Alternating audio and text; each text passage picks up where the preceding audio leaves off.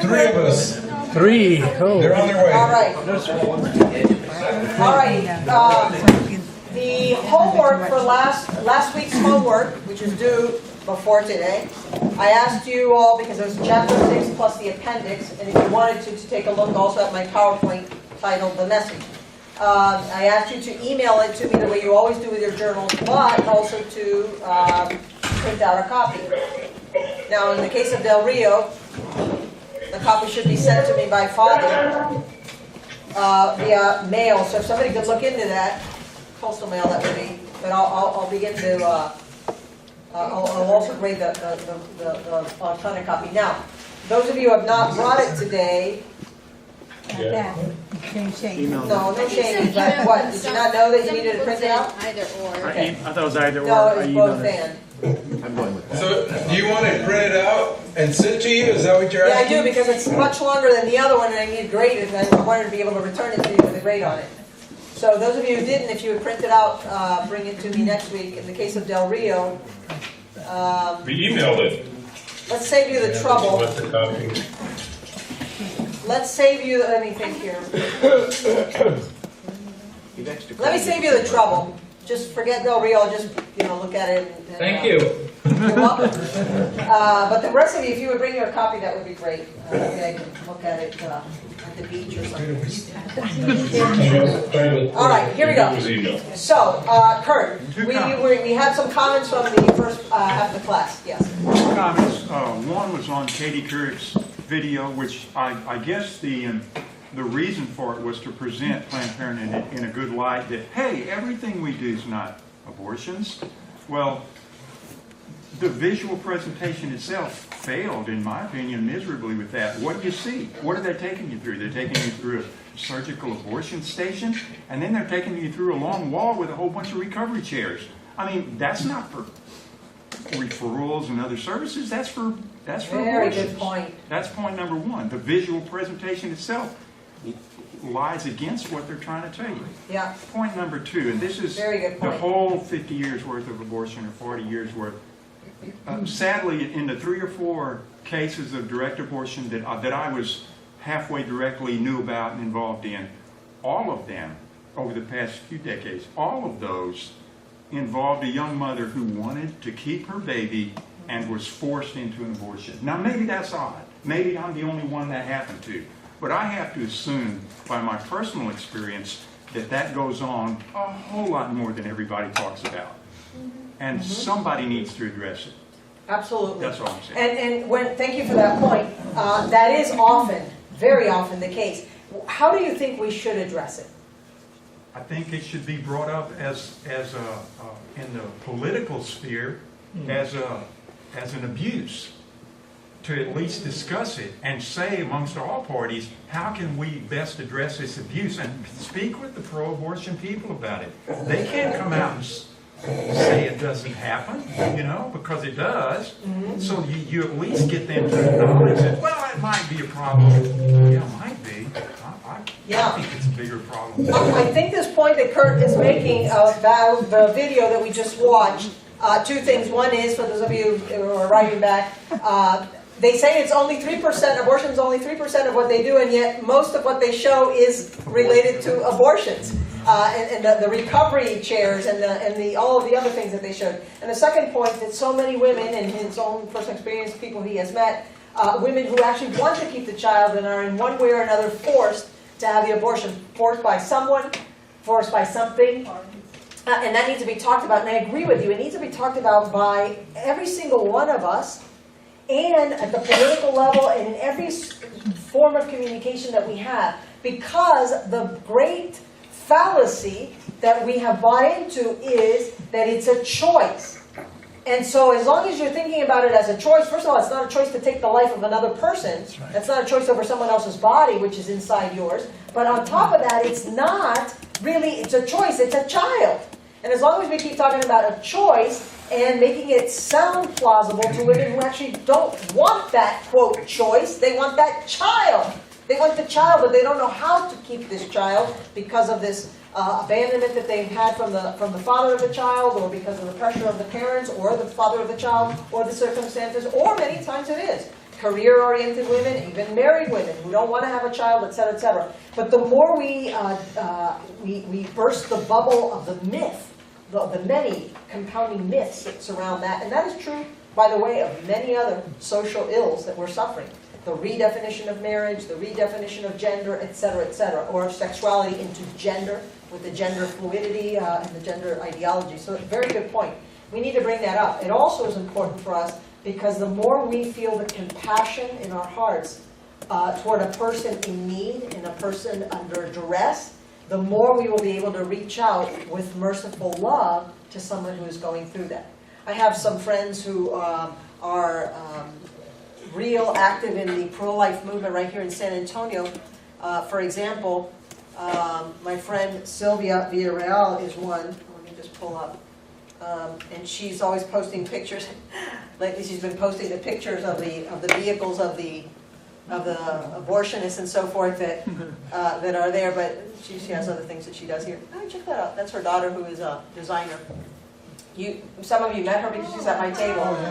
She and her husband Pat are very strong supporters of my love outreach. But Sylvia is always posting things. By the way, that's her daughter. She's a designer of jewelry and other scarves and all kinds of things. Oh, she was, Yeah, she was at my table. So here she put this here the other day. She posts things from Blood Money SA to fund Planned Parenthood. But sometimes she'll actually tell me all these stories of the women. This is that other issue that we're dealing with, the transgenderism, no men in women's bathrooms. But sometimes she will tell me the stories of the women. As long as she can get them, they come in with the boyfriend or the mother or the parents, sometimes with their own children in the car. And she'll try to engage them in conversation. And she says, as long as I can engage them in conversation, and what's moving you to do this, and you know you have alternatives, and you know what, if you call this number, we can give you, especially women who have a little child with them. She said, you know what, if you go to this place right now, the Women's Allied Center, you can get a free box of Pampers right now. Sometimes she says this from a distance. You know you can get a free box of Pampers if you go to Women's, whoop, and she says they do a U-turn and they come right to her. That tells you how desperate some women are, just for a box of diapers, and that makes you wonder, that's exactly what they're thinking, is I can't have another child. But whoops, free diapers. And then once they go to Allied Women, there they get the counseling, there they get while they're filling out paperwork, then they see this, they have the video showing of a sonogram, then they get, help, and they give them a first little baby outfit. All kinds of things that take away this myth of it's just a blob and a choice. No, it's a baby. It's your baby. It's your child. We will support you with it. So all those things, as you well said, Kurt, need to be spoken about. Sometimes she'll put the gruesome pictures too, because we need to see reality just the way it is. All right. Jubilee Year of Mercy. I have several pages, and some of you who are friends of mine on Facebook might say what my friend Mario Perez, he works at Guadalupe Radio Network. He says, oh, there comes the vomit of Martha's posts. Because I have sometimes several pages, and I post the same thing on several of the pages, and I do it boom, boom, boom, boom, boom, and apparently it vomits on his feed. Excuse the word, but that's what he is. It is like, so anyway, but you can like any of the pages, and you'll usually get the same information. But right here, because I like to play with words, I said, what is this bull about mercy? For those who are having a hard time with the Jubilee Year of Mercy. But it's actually called the Bull of Indiction for the Extraordinary Jubilee of Mercy. And so it's an invitation, right? For us to receive and give extravagant mercy, a time to reflect back the face of mercy, Jesus Christ. And so I have the link there to the Holy Father's Bull of Indiction of the Extraordinary Jubilee of Mercy. Let me go back a step before we get into that, though. The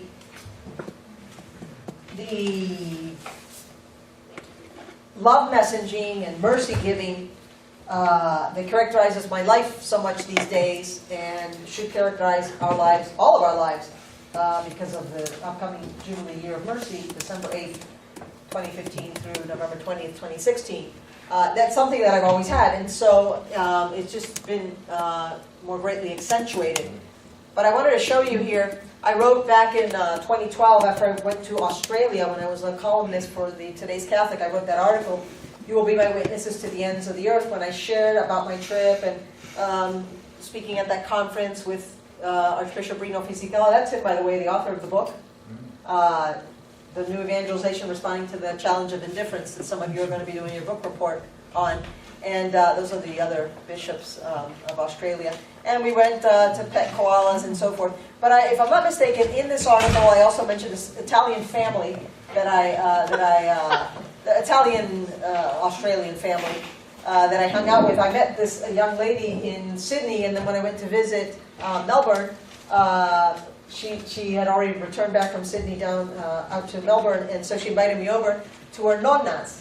Nonna, the grandparents' house. So we had a wonderful dinner, and then it was one of her cousin's birthday, and so the cousins came over, and her sister, her mom's sister, and the children, and the boyfriend, and the other, and all that. I think one of the couples already got married. So we had a great time there, and I mentioned that I spent a lovely evening with Stephanie and her beautiful Australian-Italian family, and heard stories of beginnings and tough times from 84-year-old Pasquale, a shoemaker proud of his work and his achievements. He's a grandfather, real hardened man. He's Catholic, but he has a lot of questions about the church. But in this article, I may have mentioned the story about Gloria. Did I tell you about Gloria? Talk about sheep smelling. Remember in the cathedral? Gloria? Did I read to you the email that she sent me back?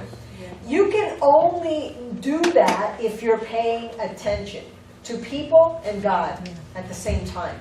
And that's what the Holy Father is calling us to be able to contemplate the face of mercy, which is Jesus Christ, so that then we might reflect the face of mercy to other people, so that we might see God and see others, and so that that which we see in prayer and in the sacraments, others might see in us.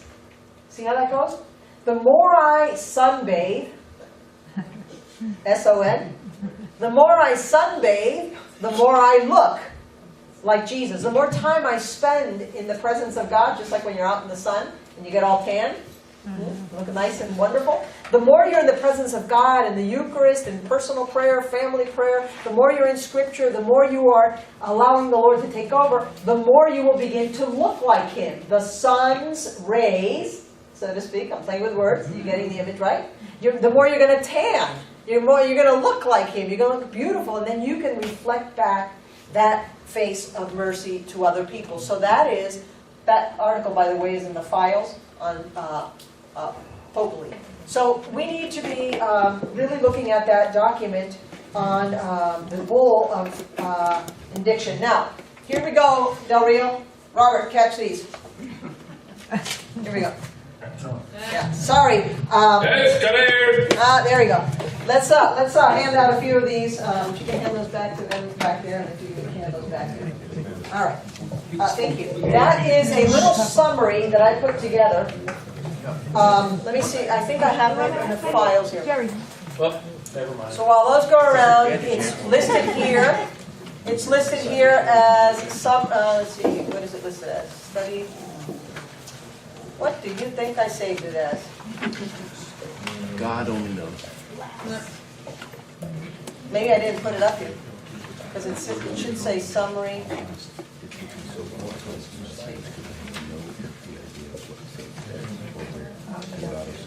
Paper and project.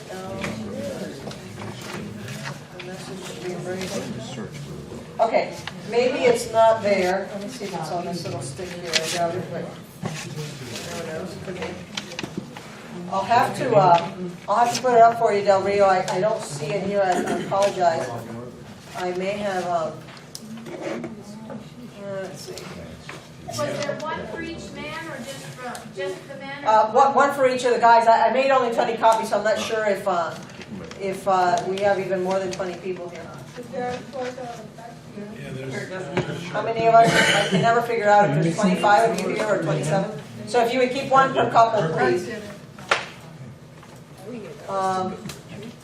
And let me know if there's still someone that's missing. Okay. I don't have it here, and I forgot to put it up.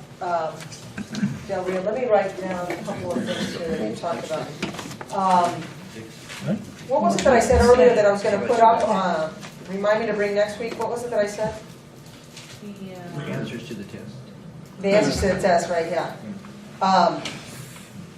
You were going to call also the publisher or whatever.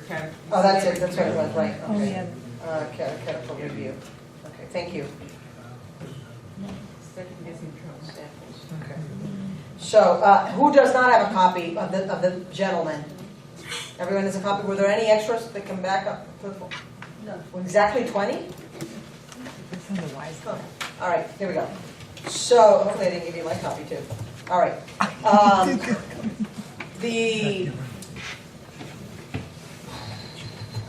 What I did was I wrote an article on it, which is going to come out, as I say, in January in the Catechetical Review.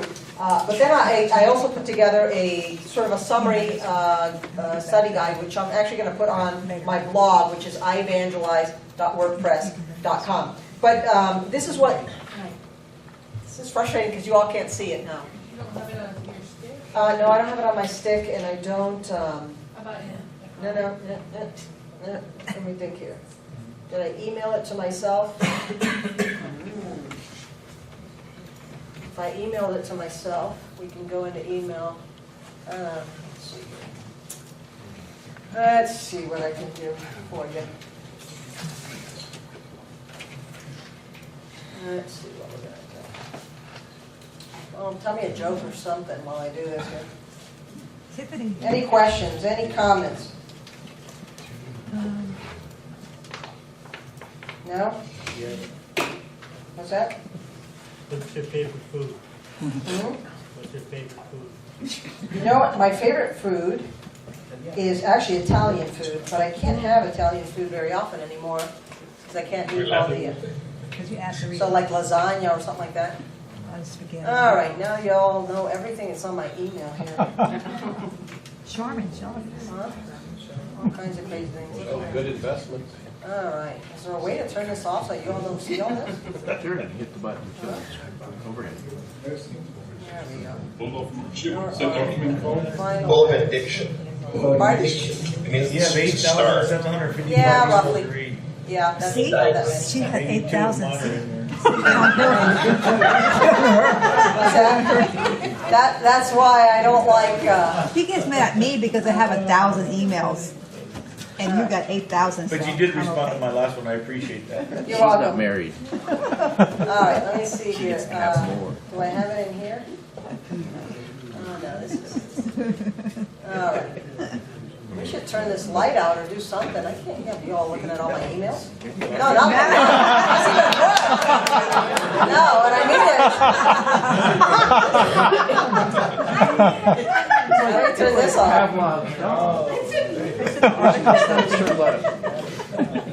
There we go. There you go, Karen. See over on one screen. Too many, so she had that job. Can we turn this off? Oh, there we go. It's already off, huh? I tried that. Maybe I turn it back on now. I deleted. All right, let's see here. You just had to take an hour or two seconds. I have This is hard to find when you're in a hurry, you know? just like What month are we in?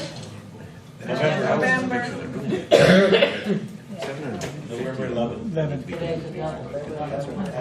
I do have a program that will find duplicate things. So if you have this same picture, you can compare them to go, oh, It's too hard to find this way. I can't figure out where I have it.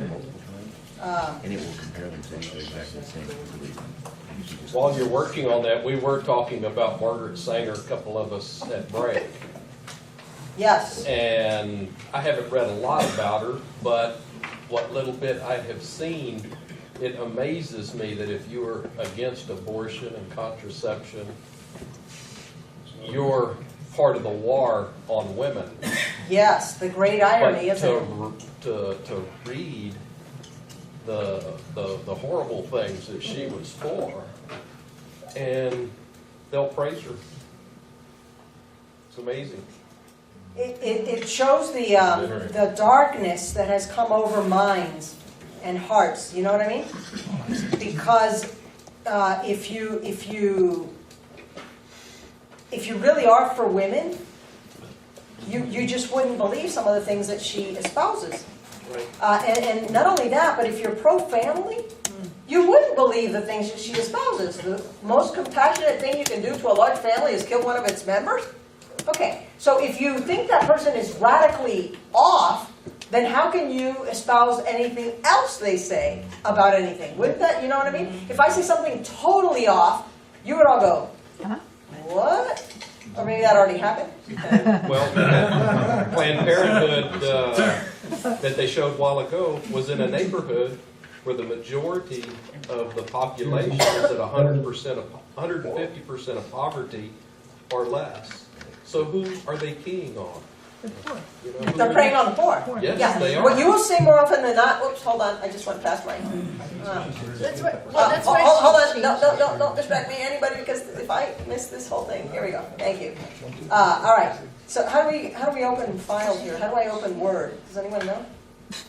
Hold on. I'm going to have to copy it on the Word or something. Down the left corner, you start. How do you open a Word document? Go down to the left corner. Hold on. Pop up. There we go.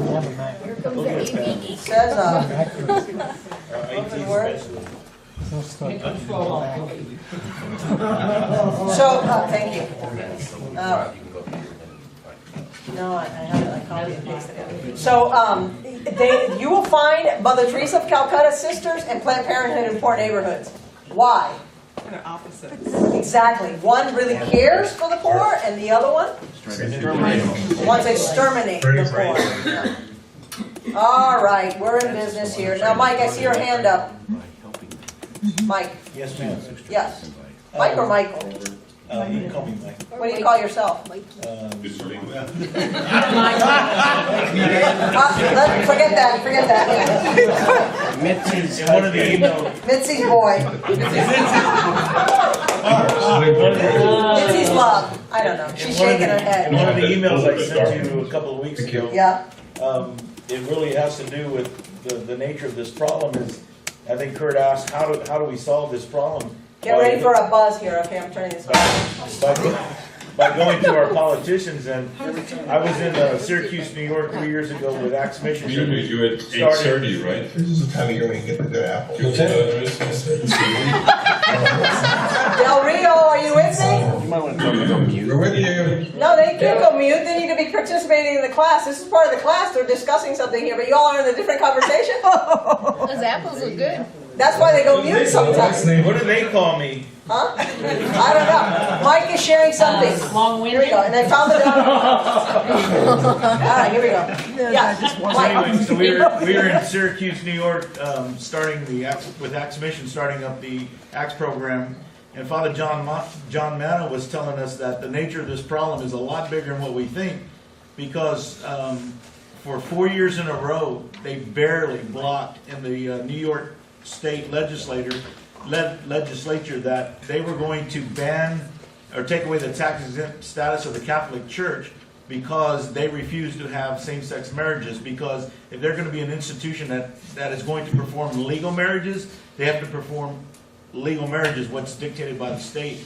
So if we go to our politicians and say, this abortion is, is bad and the victims are, blah, blah, blah, blah, it's all falling upon deaf ears. So really the key is prayer and evangelizing our own to really throw these idiot politicians out on their rear ends and let God judge them. And as we said last week, the more we evangelize culture, the more from our own society will come strong Catholic men and women who will want to run for office. Right. But we also cannot underestimate the power of prayer to change hearts and minds of people who are hardened, because we've seen that. And we should not underestimate the power of the pen for those who are writers and journalists, but also the power of prayer, but also the power of a vote, because politicians will follow the vote because they want the power. Yes, David. I'm in favor of the Catholic Church giving up its tax-exempt status. And here's the reason why. We have really good lawyers. We could figure out a way to operate the church as a corporation where you would, in other words, you have all this money come in, you employ people such as the office of evangelization, the office of this and that. And in other words, you spend all the money every year, so you won't be taxed on it. You run it just like a business. That's what businesses do. That's what Donald Trump does, is they figure out how to spend it and then make more money with it. And I honestly, I think we would be better off, because in my view, taking the tax-exempt status is the same as in Germany, where they're accepting money from the government.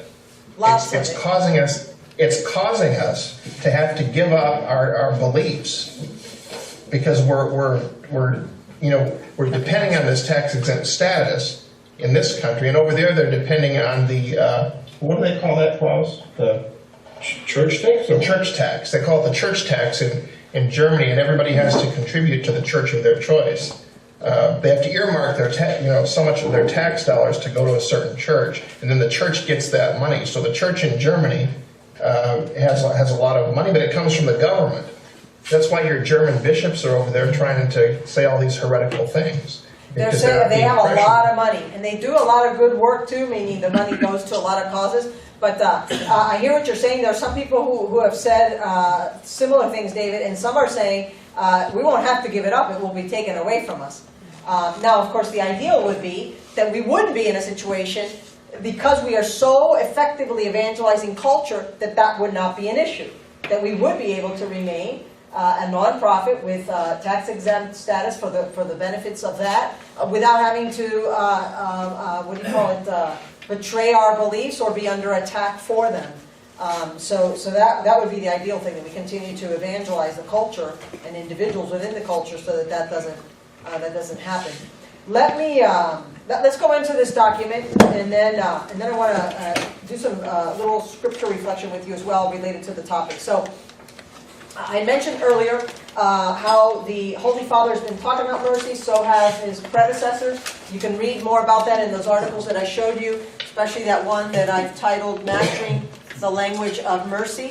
And this Mastering the Language of Mercy, which you can find in its entirety online, you will see what I'm talking about, and I quote all the previous popes, the most recent popes, and how the lack of love is figuratively and literally hurting people who go on to hurt others. It's locking people in patterns of selfishness and sin. It's keeping people from comprehending and embracing the truth about God, man, about good and evil, about love and freedom, about marriage and family, about sexuality and the moral act, about human life and eternal life.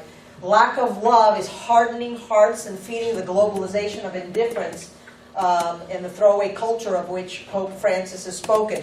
It's reinforcing the tyranny of relativism and the dictatorship of secularism that Pope Benedict XVI has spoken about, and the demands of that new intolerance that it's imposing itself as a new religion, as we saw from this book, Light of the World, where Pope Benedict talks about that. And this lack of love is preventing millions from accessing the gift of God, as they, like the Samaritan woman, look for love and meaning in all the wrong places with buckets that should not be on their list. That's what's happening. There are people like the Samaritan woman, John 4, and the people that we just talked about who procure or force upon someone else an abortion, people who are redefining marriage and sexuality and family life and so forth.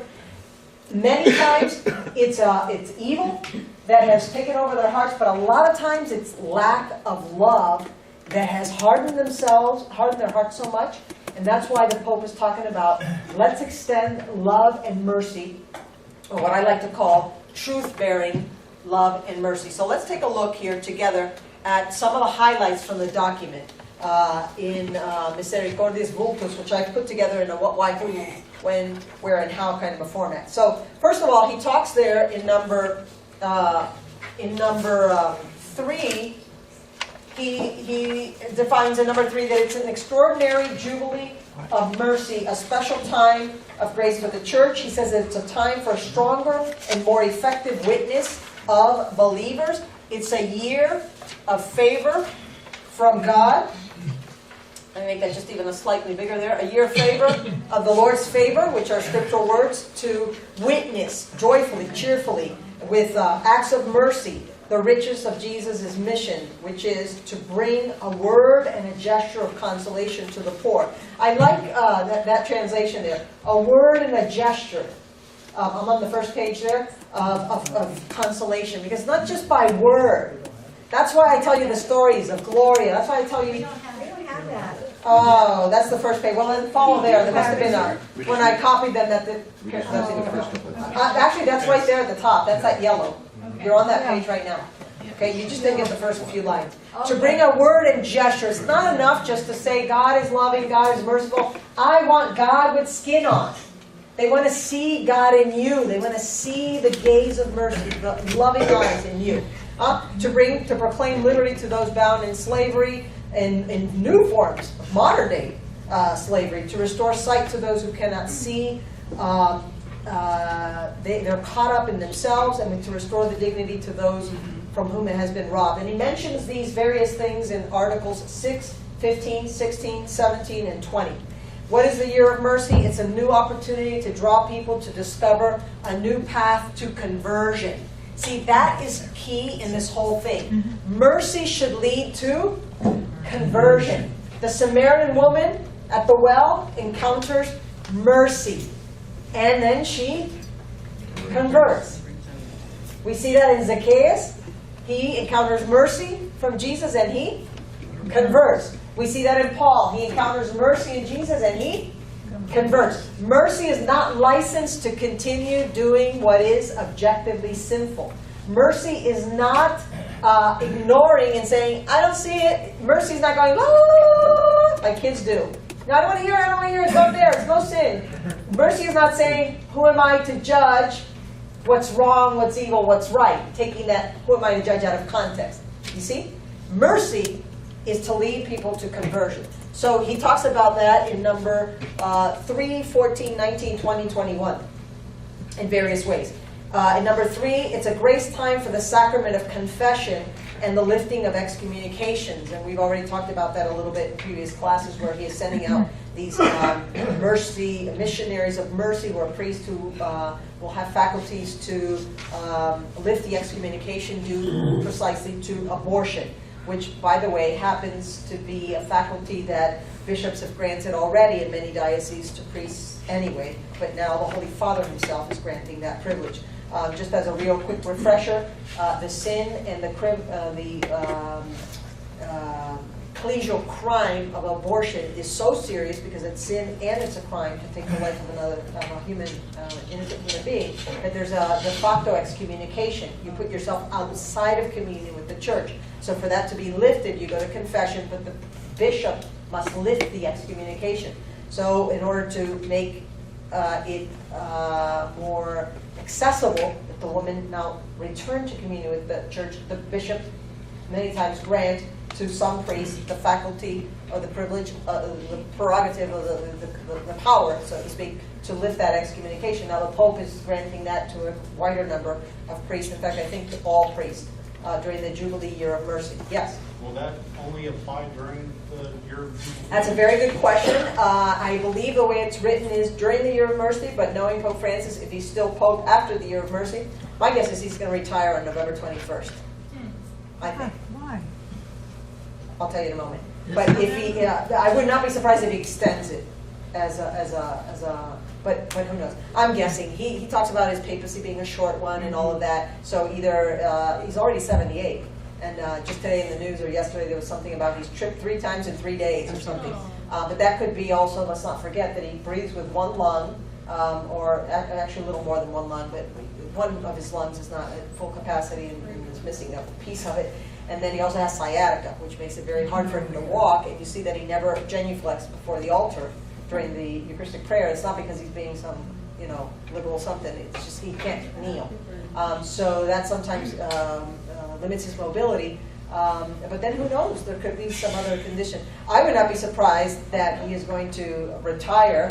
And he had actually a place in a retreat center in Argentina that he was going to retire. And then, of course, those plans were changed when he became Pope. But I would not be one bit surprised. I don't think it's going to be November 21st. I think, this is a guess, this is not a camera, I'm talking to you.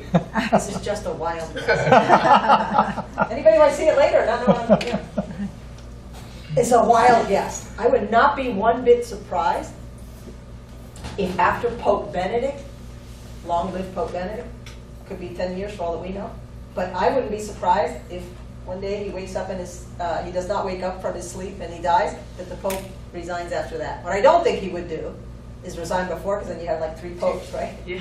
That would not be good.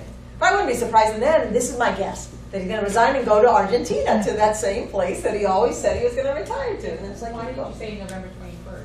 because I was joking that after the year of mercy, we'd go like, okay, I'm done. I got my Jubilee year of mercy in there. I got my, now you all go and be merciful. I'm done. I'm going back to Argentina. That's what I'm saying. Yes, yes. It is only de facto excommunication if you're aware it's an excommunicatable offense. You have to have knowledge before. At the time of the procurement, if not. Right. For it to be a grave, a mortal sin, or for the excommunication The yourself? excommunication. And you heard and read this, Real? Okay, well, could be. I'm just wondering, because I'm wondering if you're referring to the conditions for something to be subjectively mortal sin. Even in some cases, for a mortal sin to be mortal versus Exactly. venial, That's what I was just wondering. have knowledge. Yes, I was wondering if you were making a distinction on the mortal sin or on the excommunicational sin. That's good to know. All right, so he talks about then the Holy Father. I'm sorry. I was going to ask, we're talking about, the woman who's had the abortion, of course, the baby's, basically murdered. What about the person who has helped her, either taken her to the abortion clinic, encouraged her to have the abortion, or even paid for the abortion? Are they in that same? Yes, they are. Thank you for bringing that up. Ivana.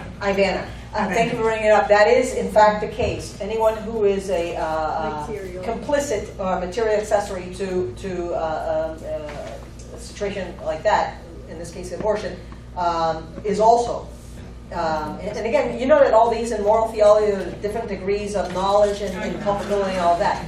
But let's assume in the cases of those who have incurred the excommunication, then this privilege is also for all of those who are in the same situation. Which in a sense is a very wonderful thing that the Holy Father has done. Because we don't want people to be away from God. Yeah. Now, we people make choices. Not we people, but other people. That's a joke. We make bad choices, right? Without necessarily being bad people, but we make bad choices, very evil choices. But the Lord still wants us in to cleanse us and to renew us and restore us so that we don't make more bad choices. And so the mercy of God is extravagant, it's lavish, it's good, it's abundant. And that's what the Holy Father is wanting to remind people inside and outside of the church. What we cannot is give people the wrong impression that lavish, prodigally lavish, abundant mercy of God means, oh, it's okay. No, it's not okay. Christ died on the cross for a reason. That's how not okay we were. That's how not okay we were. Without grace, without forgiveness, we're not okay. One bit okay. We're all in the same not okay boat. Yes, Karen. Well, I answered part of my question. Here the bishops are allowed to, they've already given the priest that faculty. Some priests. Well, not, Pope Pius X, no, but the bishops have already given the priests in the United States the permission to absolve a woman of the sin of abortion. And I'm wondering, what about those that provide the abortion? Those are going to have to, because are they going to have to go through the bishop? No, as far as I understand it, the let's call it privileges that have been granted to the priests, whether it's because of the Episcopal Conference of a certain country or because of the new prescriptions that, or decisions that the Pope has granted, that's for anyone who is in the same situation.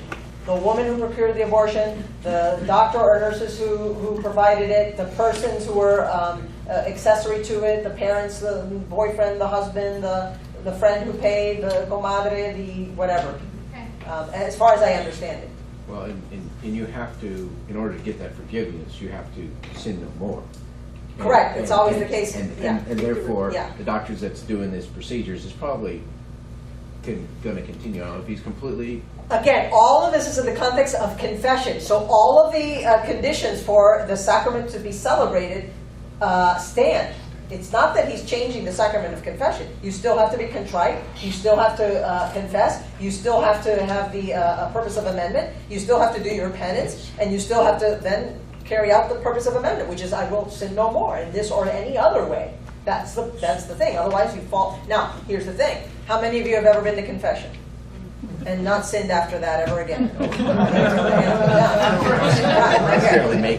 Right. So, now we have the purpose of amendment. We don't intend to. And I wonder if sometimes our purpose of amendment is actually rather weak. But let's assume it wasn't. It was strong. We really didn't. But then, boom, it happens again. Or some new sin came up. Dang, we're so creative. Okay. So, does that mean that the first sin wasn't forgiven? No, that first one was. You just fell again. Got to go right back. So it could be that maybe that does happen, that somebody doesn't, and then they have to go back for the same or another sin. All right, so let's move along here. So it's also special time, he says, occasion for granting indulgences, as is customary during Jubilee years. We see that in number 6 and in number 22. There are special graces if you do certain works, we call them, works of prayer, service, and a number of things. All the conditions, again, always being pretty much the same. You have to say certain prayers at a certain place at a certain time. You have to go to communion, go to confession. That also sometimes changes. Sometimes it's confession on the day of, but then over the last several years it's been 8 days within. And I think under John Paul II, it may have been just for the Great Jubilee of the year 2000, or I understand that it's still the same, although I heard Father Mitch Papa say something different the other day. But I think at least during the Great Jubilee of the year 2000, it was within 21 days before or after the act. And you have to have the intentions of gaining that indulgence and then pray for the Holy Father's intentions, normally an Our Father and a creed. So it's also a special invitation to a spiritual pilgrimage as an impetus to conversion. A sign of mercy that, let me make sure that I don't leave these guys behind. A sign that mercy is a goal, he says, requiring dedication and sacrifice, and very human and every human, not meant to be every human is a pilgrim traveling to our desired destination, our heavenly homeland. So when you go on pilgrimage, you're doing something that it takes time, it takes effort, it's an investment of time and treasure many times. And it's also, so it's on the one hand, it implies a sacrifice, and that's part of the pilgrimage.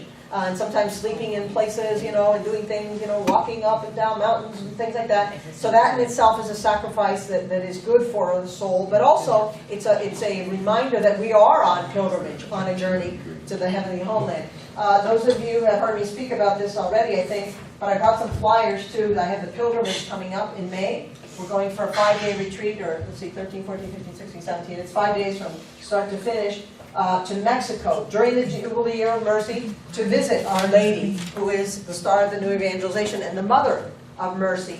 But I'm also doing a pilgrimage in November to close the Great Jubilee of the year 2000 with the Pope on November 20th. It's going to be a novena of mercy, 9 days, and we're going to be visiting. It's called Eat and Pray with Saints and Sinners. So we're going to take certain saints out of in Italy, maybe northern and central Italy, perhaps, and we're going to visit them. And they are the saints who were sinners, but also they are the saints and we are the sinners. And we're also going to do some works of mercy, corporal and spiritual works of mercy in the places that we visit. So we're going to have time for prayer, time for food, for fun, for fellowship, shopping, all that normal stuff that we do, when you're traveling, but also maybe with different groups, maybe some children, maybe the elderly, to see the face of mercy and to be the face of mercy. So I invite you to take a look at that and sign up if you're interested in more information on the actual itinerary. But it could be pilgrimages to any places within the diocese or the country or whatever. Of course, Rome is one of the primary places for pilgrimage on the Jubilee Year of Mercy. So he talks about also in number 14 that this is a grace moment to find the strength to embrace God's mercy and dedicate ourselves to being as merciful as God has been with us. Now some of you are probably wondering, why are some things in yellow and others not? Don't ask me, I'm only the author. I marked them up for some reason, I can't remember now why. Okay, so who is to celebrate this year of mercy? Who is to give and receive mercy? It's a letter, he says, to all who read this letter. He praise. Receive grace, mercy, and peace. So already, he is, as the Holy Father, as the Pontiff, he's already extending grace, mercy, and peace to all who read this letter. Who is the one who gives the mercy? The Father, who is rich in mercy.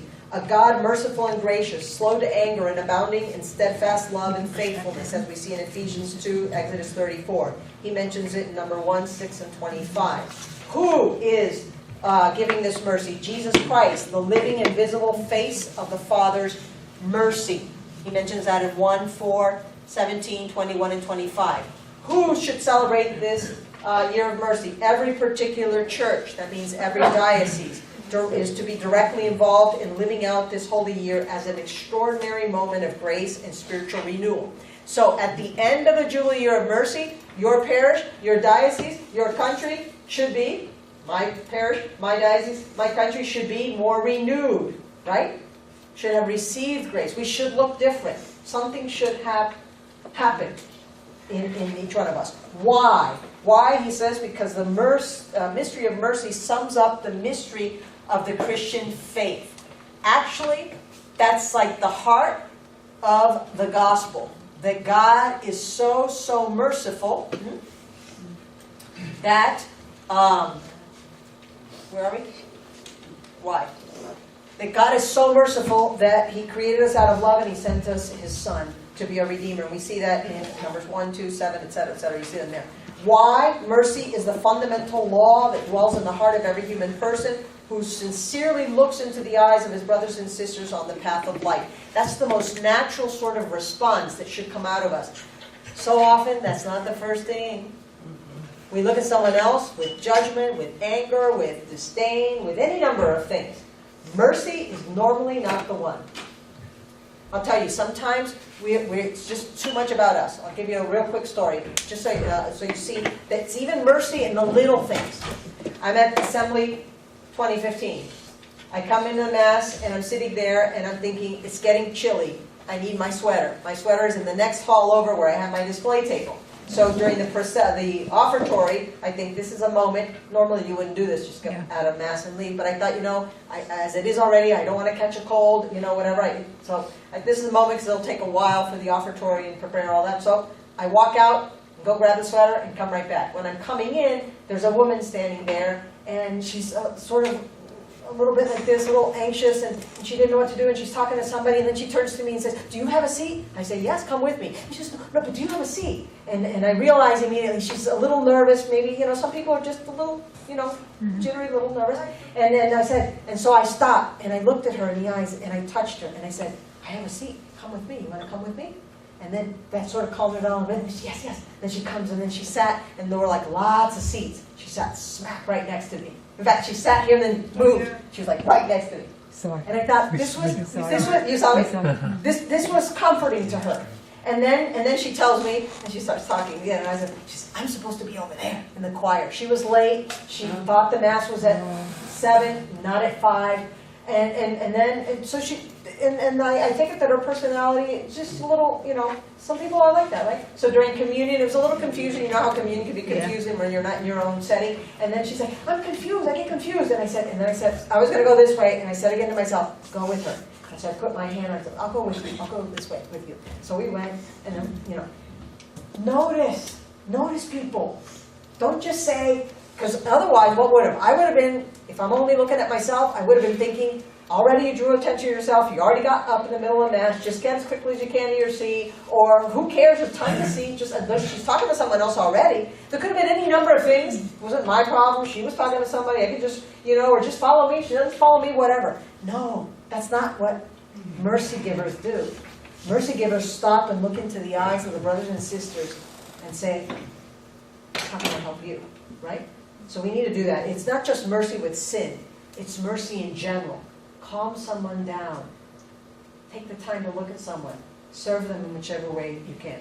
Why mercy? Mercy is the bridge that connects God and man, opening our hearts to the hope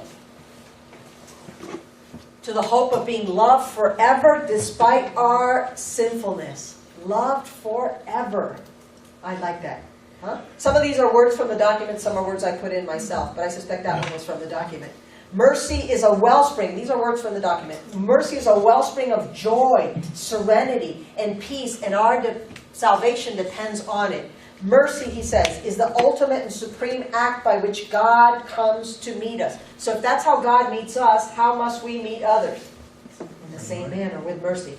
Mercy is, he says, we must gaze constantly, more attentively, anew on the mystery of mercy to become more effective signs of the Father's action in our life. The new evangelization requires, now these are probably my words, a love-motivated and mercy-filled, fresh undertaking for all Christians to bear witness to their faith with greater enthusiasm and conviction, so that the church, this is the Pope's words, may be a living sign of the Father's love in the world. If we want to change hardened people, confused people, people even evil bent people, we need to make sure that we are becoming a sign of the Father's love in the world. Why mercy in the Jubilee year? Because the Lord's mercy endures forever. Let the house of Israel say, His mercy endures forever. Let the house of Aaron say, His mercy endures forever. Let the people of God say, you know that psalm, right? It just repeats it again and again and again, more than one of the psalms. Why mercy? Because mercy is the force that overcomes everything, fills the heart with love, and bringing consolation through pardon, reawakens us to life and instills, there's a typo, in us the courage to look to the future with hope, and liberates those oppressed by slavery to sin and its consequences. Now, how many of you have ever been in deep sin? Some of us have. Yeah. Hope is necessary. A lot of times we lose hope because of the situations we put ourselves in. Remember the prodigal son? He lost hope. He said, but at least there was some glimmer of hope. But he thought, you know what, at least I'll tell him, just treat me like one of the servants. And we need to instill in people the courage to look to the future with hope. Why mercy? Because the time has come for the church to take up the joyful call to mercy once more, to return to the basics and bear the weaknesses and struggles of our brothers and sisters. It's hard sometimes. It's hard sometimes to relate to the world anymore, isn't it? Because of this craziness that I keep showing you in these videos. It's hard to relate or want to be merciful to Katie Couric or anyone else, or to Richards. What's her name? Oh, Cecil. Cecile Richards. It's hard, but we need to, because what if one day they are ready for conversion? Farewell, my friend. Please excuse himself. It's not like he didn't like to talk about the bull about mercy. Bye. Mercy is a key that indicates God's actions toward us. This is the opportune moment to change our lives and to allow our hearts to be touched. That's very important. This year of mercy is not just so that we're touching others. This year of mercy is meant so that we are touched too. So that we, what is the parable of the prodigal son? How many characters are in that parable that we know of? Three. And the third one is? The older son, the older brother, you and me, who many times want to stand out there, arms crossed like this, head tilted back, with an attitude. Is he coming to church now? Is she coming to church? Ain't going to be in my group. Not my small faith community. Or, when have they been to confession? That must have taken 20 hours at least. Or 2 days full. Maybe they go on retreat with Father. Or whatever it is. Sometimes we don't want to extend mercy. We don't want to. And many times we ourselves don't want to receive mercy. Sometimes we are better at giving mercy than receiving mercy. Sometimes we don't want God to get too personal with us. Or we don't want to receive the mercy of others. So this year is also to have our lives touched. Here's another big thing. So that's a big one right there. And here's another one. This is a time to listen to the cry for mercy of innocent people who are deprived of their property, of their dignity, of their feelings, even in their very lives. So again, it's not just sinners, but are we being merciful toward, remember the parable of Lazarus and the poor man, and Lazarus and the rich man? What was the rich man's name? Rich man. Rich man. No clue. Nobody even knows. But Lazarus we know by name. All we know is that that rich man was rich and hardened. No mercy, had no mercy on Lazarus. We need to have mercy on the person who's down and out, who's been deprived of her dignity, his dignity, her properties, feelings, etc. And here's another big one in number 20. God's justice is his mercy. Pope Francis elaborates on that. Pope John Paul II elaborated on that as well. That God's mercy and his justice go together. And it's hard for us to understand because we think mercy is a betrayal of justice. Justice would kill you for all eternity. That's what justice, that's what we deserve by justice. That's true. Done. Over. Boom. How does God satisfy his own justice? Someone's got to pay. Jesus will pay. So he extends mercy to us and satisfies his own justice by showering mercy. We saw that when we read from Faustina and from St. Catherine. What are your thoughts on that, Benito? Justice and mercy. Yeah, I see you in deep thought over there. Well, I mean, I'm thankful for it. I mean, you know, and I think that just what you said, that we have to remember when we come across people who, you know, don't be so quick to judge because we don't know their situation. We don't know. And matter of fact, for instance, I ran into it here to one of the classmates who's going to get ordained at the end of this year. He's known me from the past. And he said, I guess you decided to change your ways, huh? And I said, thank God the church is full of sinners. You know, but he hasn't known, I mean, we separated for a while, and he hasn't known what has taken place. And so you felt the sting. Yeah, and I'm thinking, and then at the same time, just what you said, we have to remember God's mercy. Yeah. If we're gone to confession, it's done. It's done, yeah. So here's another thing. Here's a twist, by the way, on you. I can hear the sting. It must have. But you know what we should say? Absolutely, brother. Because you know what that'll do? That'll also soften. The other person might hear, oh, maybe I was a little too harsh. Or maybe I, say, yes, man, am I grateful or what? So that you're acknowledging, yeah, those were ways. And then maybe they'll go, oh, yeah, maybe that came a little, But yeah, thank God, God is merciful. Here's the thing, too. You said we shouldn't be so quick to judge. I would add that when we are in a position to judge actions, that we might be as quick to be merciful. So, not just don't be so quick to judge, but rather, as quickly as you judge a situation, be merciful with the person in it. See what I'm saying? So if I quickly go, and I actually have an ability to do that sometimes, I'll see somebody go, oh, there's somebody. For me, immediately shower mercy. My response should not be, my response should be mercy. In this situation that I mentioned before, which was not of sin, it was just somebody who's a little, immediately, it was a matter of like 3 seconds, I realized, stop and attend to her, walk her there. See what I'm saying? So the same thing, if you see sin coming your way, have mercy come their way. That's what the new evangelization is all about, and especially during the year of mercy. Let me get a couple more in here, and then you're going to have to read these on your own. I'm going to post it on the files there so you can all print it out.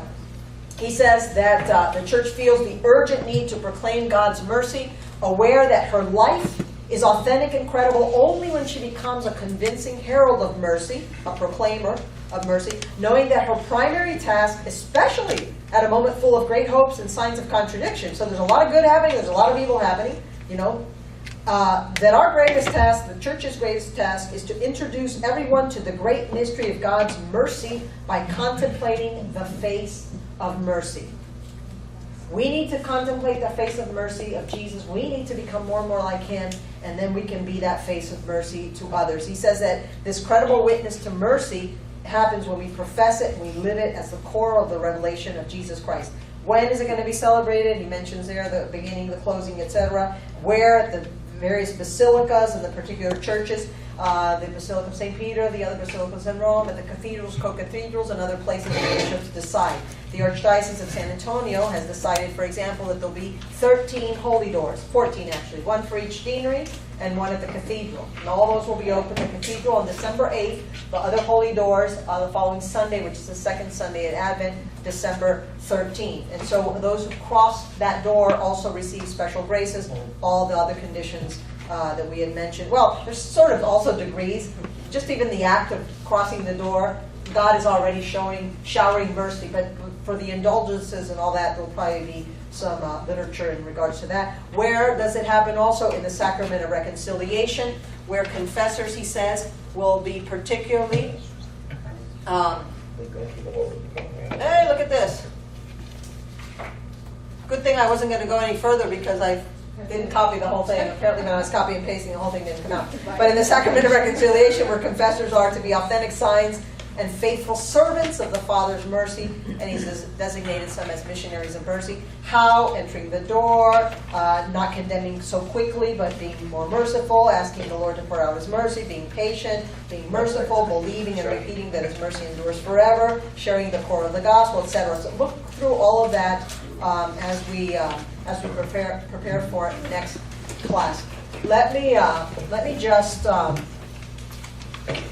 me just leave you a little homework for next week related to this. I want you to finish that up. I'll put it on tonight on Populi for the guys in Del Rio. And I want you to look through that. And I want you then to take on a love-mercy challenge. I have a thing that I call with my outreach, Remember Your Love, the love challenge. And I give different steps of how to reach out and do love messaging. But St. Augustine says mercy is love's second name. And Pope John Paul II and also Pope Francis have used the same phrase, love, mercy. So it's two sides of the same coin. So I'm going to extend to you a love, mercy challenge. And the challenge will be this. Make sure you get this down, huh? Read the document. Don't leave it for next Wednesday because you need to send me the stories. And I want to hear some here in class. Read through that document and go out and show some mercy to someone in a special way this week. Begin now to implement some of the points in that document. Take a look and see, who do I need to look at with the merciful eyes? Who do I need to share some love with? Whom do I need to approach? Whom do I need to invite? Some of the things that the document talks about. Begin to do that, and I want you to take up that challenge of doing, not just one time. I want you to go like, okay, no, I'm done. No. This week, most especially this week, to start to get into the spirit of the Jubilee of Mercy, which is just less than a month away. The countdown has definitely begun. It's like 27 days away. Begin already to look at people. You know, so tonight you're going back home and someone cuts in here and go, God bless them, Lord. Maybe he's in a hurry, maybe she's in a hurry, maybe they're having a bad day, maybe they're listening to some music that is really wonderful. Bless them, keep them safe. Even if the person is not hearing your prayer and receiving your mercy, you're sending a blessing their way, right? So maybe it's somebody at work tomorrow. Maybe it's that person who says, oh, so I guess you changed your way. Oh, now the church is accepting everybody. Or someone, whatever it is. Maybe it's somebody you need to drop a little note in the mail to, send a little text message to, send an email. Maybe it's something that kind of thing. And I want you to do that several times this week, especially as you read the document. Now, any questions on the homework? Because if not, I want to hear what David had to ask about the project and the paper and make sure that you're all on target with that. Any questions about that homework? No? Okay. We don't have to email you anything. No, you're going to email me the following. That's stories of mercy that you're going to bring back to class, all right? Okay. So that's mercy stories that you're going to bring back to class. Okay, I want you to go and then I want you to tell me a little bit about it. Oral stories? Oral stories, yeah. If you want to put them in writing, that's fine. But I have another homework for you that you're going to send in writing. And that is John, and this is worth 5% of your grade. Just like this other homework was that you turned in today or you're about to turn in today. John 4. I made reference to the Samaritan woman at the well, Jesus and the Samaritan, I think last week, right? Or was that my secret class? No, it was here. It was here. And I made reference to it today. The 5 husbands and the one you have now is not yours. She converts. Okay. I want you to do an analysis of John 4. I've already explained it to you. And I want you to read it prayerfully. I would highly recommend that you prayerfully read that, maybe even in the presence of the Blessed Sacrament. You all pray every day? Don't say no. Don't even say anything. Do you get to go to the Blessed Sacrament often? How many of you have that opportunity? I can understand that many wouldn't, but all right. But I'm not going to dictate where you pray, but it would be good if you sat there with that scripture and spent some good time in understanding. And then I want you to not just tell me what the passage says. I already know what the passage says. Don't tell me what I've told you. And then Jesus talked to her. No. I want you now to think of John 4 today. John 4 today. John 4 today. Meaning, Who is that Samaritan woman? Who are those Samaritans in your life that you know have 5 husbands and the one she has are not hers, who are living, bless you, who are living outside of a sacramental marriage, who are not living according to the faith, someone who's not coming to church? Who is that person who you can think of while you're reflecting on that passage, and how would you bring the good news to him or to her and to the people in their surroundings? Because that story has the whole town, remember? Or maybe it's a story, I would even admit this, if you've already had that encounter with someone, maybe you were that Samaritan woman, or if that's happened to you already, that you have been able to minister to someone who is in a situation of being quite far from God and church, in a real sticky situation like the Samaritan woman, and what was it that you did that brought that person closer to Christ and the church, and possibly even brought others? Let's take Benito for an example. I don't know what Benito's past is, but he's made reference, the other fellow made reference to his ways have changed. So I'm assuming that maybe he wasn't living close to Christ and church. Is that accurate? Okay. And now look. And now look. A man of God who's going to become a deacon, God willing. So something happened, and I don't know what it was. Somebody ministered to him, maybe he had rock bottom, maybe he went on an Acts retreat, maybe he just one day had an awakening, maybe it was something at a parish mission, something happened. But Benito's not the only one. I'm sure several of you raised your hands when I said, have you been in a real bad place in your life before? Yeah, several of you. We know. So maybe it's something that happened and you want to tell me how John 4 happened in your life. Or I want you to tell me a story of someone that you're wanting to reach out to, and this is what I've been doing, or this is what I'm going to be doing. Is that clear? Does it make sense? In other words, the stories of the gospel, we need to find also stories today. How it happened, what was it that this person said, what was it that you said to this person, or what is this thing that you're going to be saying to this person? All right, any questions then about the homework? How long do you Yes, are we going to write a paper about this? That should be about 2 to 3 pages long, right? 2 to 3 pages long, more like 3 or 4 pages long, but I don't want to, so 2 to 3 pages long, okay? Because I want some meat to it. It can't be just, well, I was not going to church, and then one day I heard a great homily, and then I started going to church, and then I'm all converted. Or my wife, when she married me, she wasn't going to church, and then all of a sudden, we went on a marriage encounter, and then now she's a beautiful wife. Well, okay, that doesn't tell me anything. I mean, I need to hear the meat. Did you understand what John 4 is talking about, and how do you apply that to a situation that you've lived or that you're living?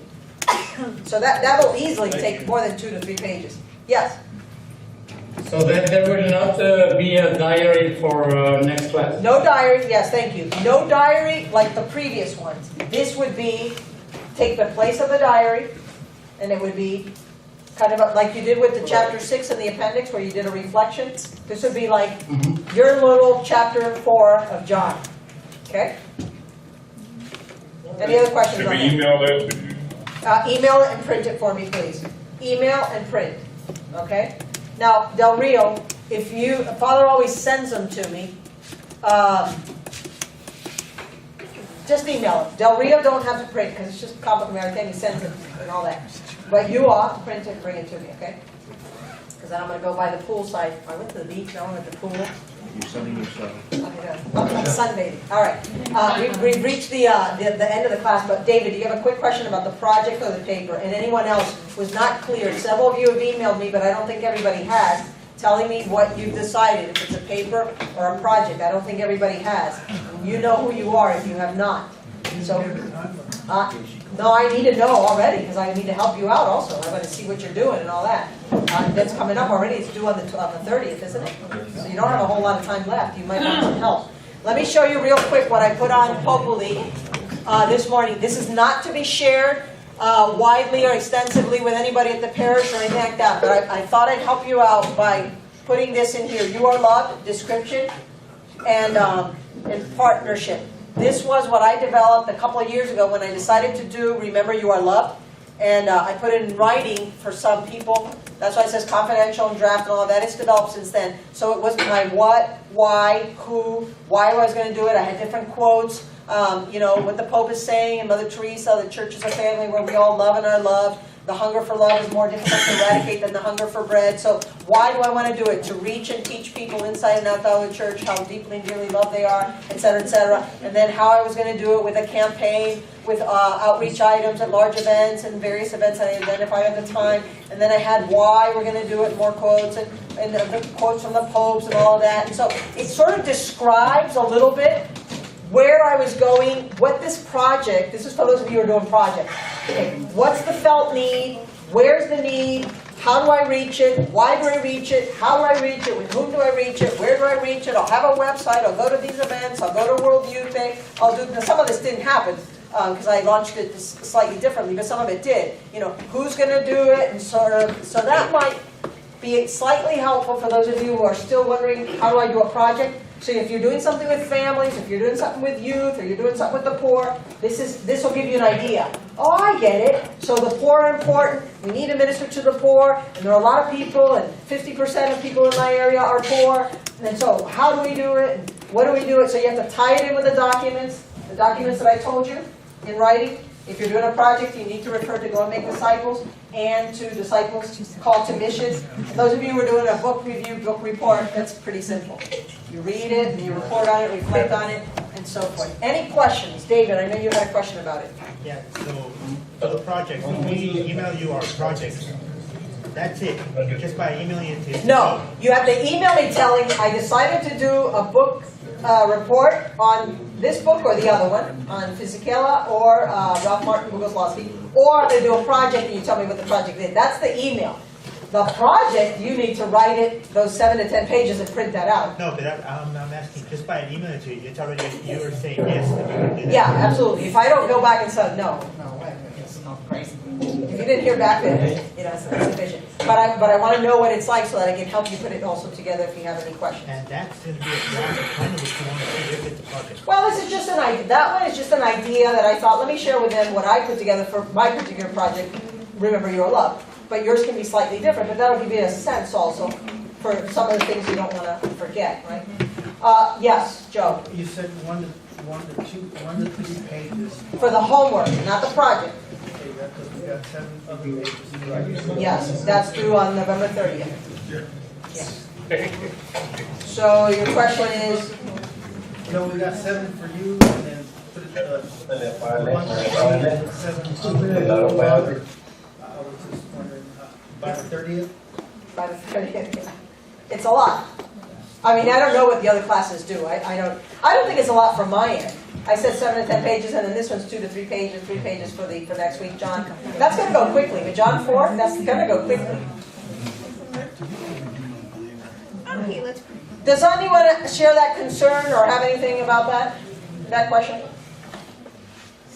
Yes. It's a lot all at once. It is a lot. And then everybody working, What are you suggesting that I do? I already reduced it last week. What are you suggesting that I do? I would suggest we make that final.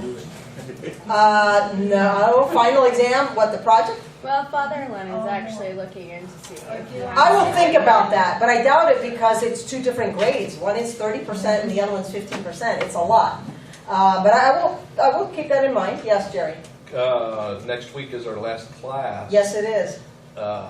If you think about it after next class, it'll be too late. No, you have to, no, the project, yes, thank you. How about some help with what's going to be on the exam? No, thank you. Something to What study. I would think about is whether, if I eliminate the exam, I would let you know. But no, I don't think I'm going to be eliminating the final exam. But I will take into account and I'll try to make it as easy as possible. The midterm was pretty easy, I think, with the true and false and the what? The questions were long, and some of you couldn't follow the flow of the questions and all of that, but most of you did rather well. I will take that into account, and I'll try to put together a study guide, but I can never promise that. You know what I mean? Yeah. Now, Father's back there looking at his clock. All right. We'll see you next week. Let us end in the name of the Father, and of the Son, and of the Holy Spirit. Amen. Glory be to the Father, and to the Son, and to the Holy Spirit, as it was in the beginning, is now, never shall be, world without end. Amen. In the name of the Father, and of the Son, and of the Holy Spirit. Amen. I just want to let you know, do not Do not be shocked at first. I know this is not going to come as a consolation joke, but let me just say this. Do not be overwhelmed by the number of pages. Believe me when I tell you, and I know you live busy lives, think first the project or think gospel and start writing it. It'll flow more easily than you think. Do not be overwhelmed by pages, crunch. Don't let that do that. Don't let your mind play tricks. Once you start writing, it flows. It's not that difficult. But if you do have difficulties, call me and I'll help you out. God bless you. Bye now.